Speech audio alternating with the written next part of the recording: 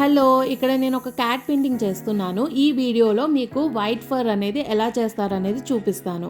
White for కోసం అని చెప్పి మనం డార్క్ టోన్ టు లైట్ టోన్‌కి వెళ్తాము. ఇది complete acrylic medium. So, first dark అయిన తర్వాత గ్రే ప్లస్ వైట్ కలిపి దానికి ఫర్ డీటెయిలింగ్ ఇవ్వాలన్నమాట. ఫర్ అనేది ఎప్పుడు ఒకే డైరెక్షన్‌లో ఉండదు. You need to try in a different direction. And ఎప్పుడు వైట్ ఫర్ అనేది కంప్లీట్ వైట్ ఉండదు.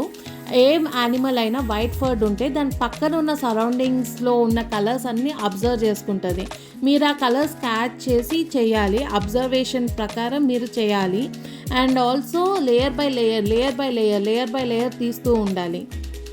ఇక్కడ నేను కంప్లీట్ వైట్ తీసుకోకుండా సమ్టైమ్స్ బ్లూ కలుపుతున్నా, సమ్టైమ్స్ బ్రౌన్ కలుపుతున్నాను. సో దట్ మనకి ఫర్ అనేది కంప్లీట్ డీటెయిల్గా వస్తుందని చెప్పి. So end of the day ఇది అవుట్పుట్ అనమాట.